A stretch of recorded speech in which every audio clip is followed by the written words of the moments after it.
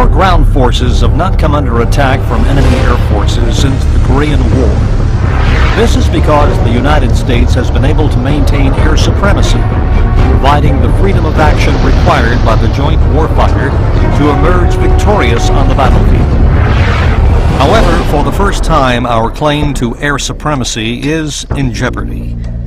Over the past several decades, our potential adversaries have closely followed both our technological advances and employment doctrine. These countries have implemented developmental programs to specifically counter our current capabilities. The challenges we face today will only grow in complexity and sophistication as our potential adversaries continue to develop, produce, and deploy new technologies. We are being challenged across the entire spectrum to include land, sea,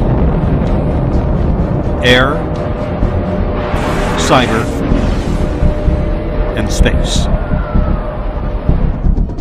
One of the most pervasive threats, modern ground-based air defenses, has reached unprecedented lethality.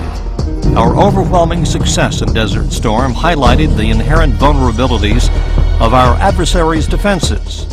Since then, there has been a global revolution to modernize air defense systems.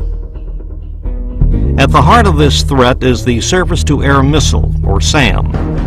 Since the first SAMs were deployed by the Germans in World War II, our adversaries and potential adversaries have relentlessly pursued their development in an effort to counter U.S. air power.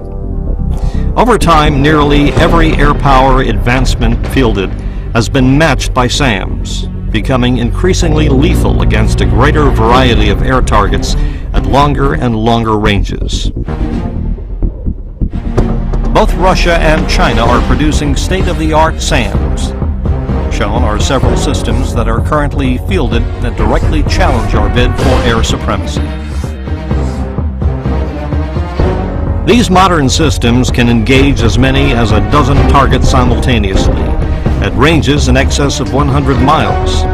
Furthermore, they are not tied to a prepared site. They are highly mobile, allowing them to relocate in minutes rather than hours or days.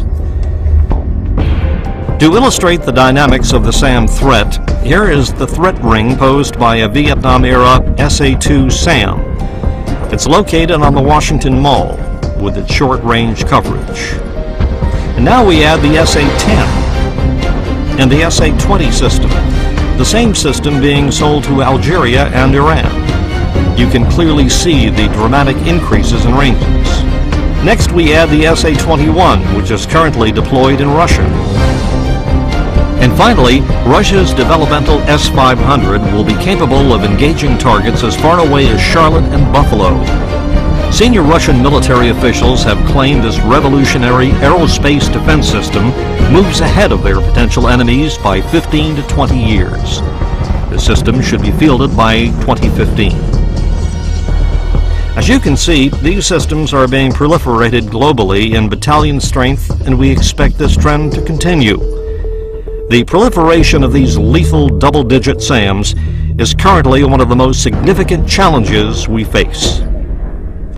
Some of these systems could show up close to home.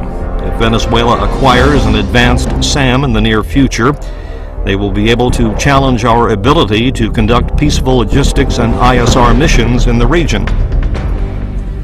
The Taiwan Strait is an excellent example of the impact of air defense modernization.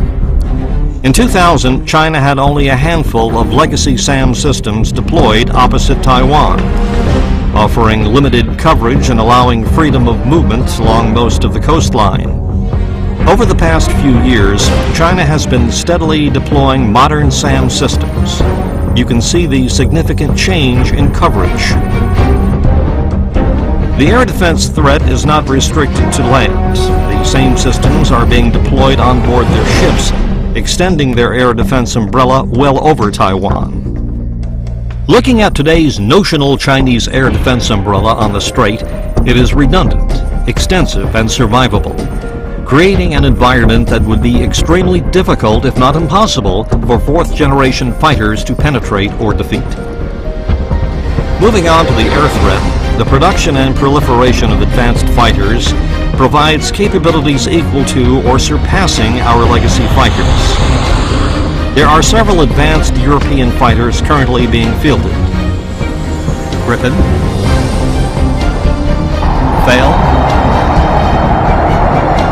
Typhoon, that are very competitive with our legacy F-15s, and in some areas they are technologically superior. These fighters are being marketed worldwide and could be sold to a future adversary. Our potential adversaries are making equally significant strides in fielding the latest technologies. One only has to look at the trend in aircraft development over the past several decades to see where our legacy systems are being overtaken. Said another way, 20 years ago our qualitative edge was matched with the appearance of the Russian Su-27 flanker. Today our legacy fighters are being outmatched by the latest Russian and Chinese fighters. As you can clearly see, there is basically no distinct fourth-generation advantage we hold. Russia is at the forefront of advanced fighter technology development. China is also rapidly moving forward with significant aerospace developments based on improvements to existing foreign technologies. Both countries continue to push the envelope, fielding fifth-generation technologies. Both Russia and China are ready and willing to export these fighters to anyone willing to pay for them. You can clearly see the extent of the proliferation problem. It will only get worse. One can easily see how these fighters are closing the gap in terms of capabilities. Over time, their advantage will continue to overtake ours as more advanced technologies are fielded. The heart and soul of these fighters is their radar. They are modern pulse Doppler, look-down, shoot-down systems with anti-jamming features. They can simultaneously track at least 10 targets and engage 4 with advanced missiles. In the air-to-air missile arena, we have traditionally held the high ground in the beyond visual range fight with our AIM-120 AMRAAM. That has all changed. China has fielded an AMRAAM-class missile of their own, designated PL-12. Russia is also fielding similar missiles. One can see the parity the Chinese have reached with the PL-12. Both China and Russia are also developing follow-on missiles with significantly increased range performance.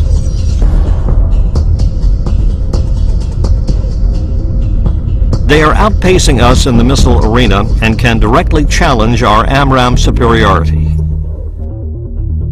Enhancing our adversaries' first-shot capability is their rapid integration of modern jammers, specifically digital radio frequency memory, or DRFM-based jammers. These jammers can capture and replicate, at high speed, our air intercept radars. It can return a false signal, leaving our fighters blind at the most critical moment of the fight.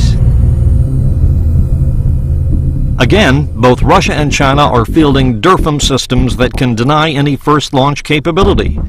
Bottom line, the size of the stick no longer matters. This technology has shifted the first shot advantage into the adversary's court.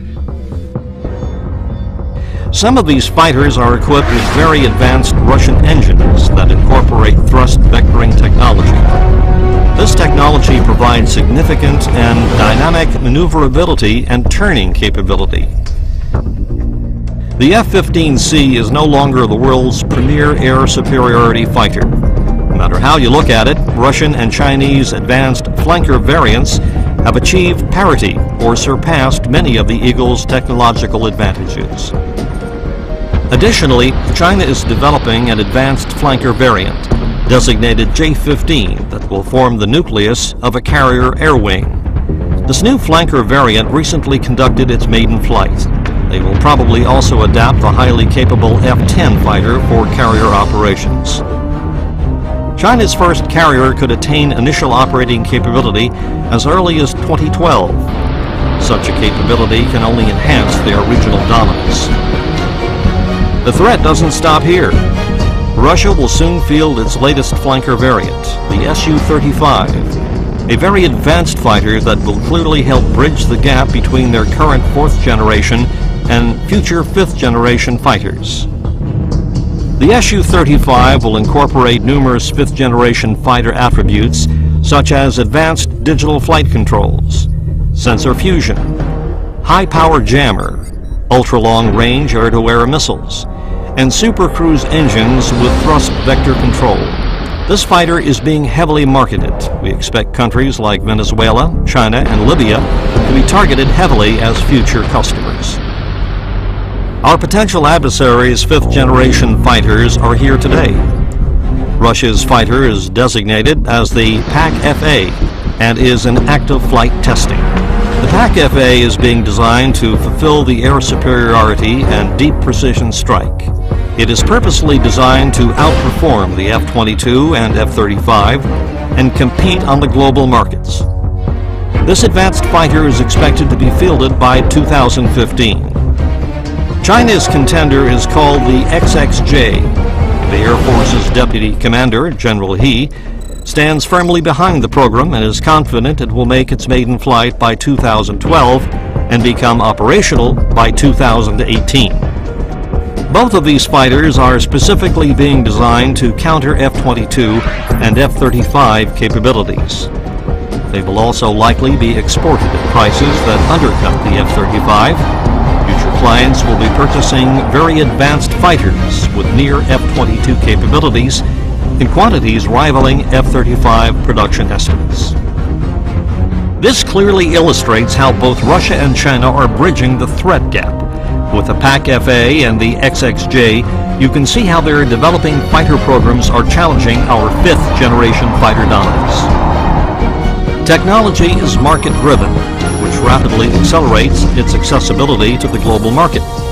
Russia's military resurgence and prosperous China, combined with two diverse and expansive aerospace industries, are rapidly closing any existing gaps our legacy fighters retain as their fighter production and proliferation continues. As you can see, our adversaries have never failed to meet the challenges to their air power that we present them with. Looking at other threats, arguably one of the most important challenges we face is the cyber threat. Russia and China, recognizing our vulnerabilities, are maturing dedicated and highly sophisticated programs to exploit and attack our military computer networks. We are absolutely dependent on these networks to control and direct our force in peacetime and wartime. Last but certainly not least is the issue of space superiority. For the first time, the U.S. is no longer uncontested for control of space. In January 2007, China shocked the world by destroying a low Earth orbit target satellite with a ballistic missile-based interceptor.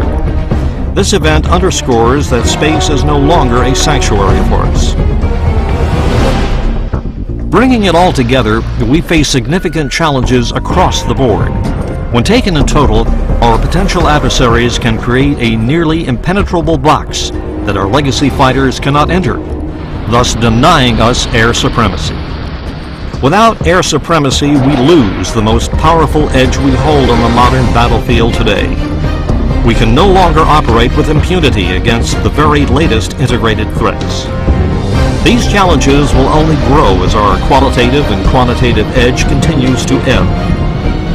Remember, there is no prize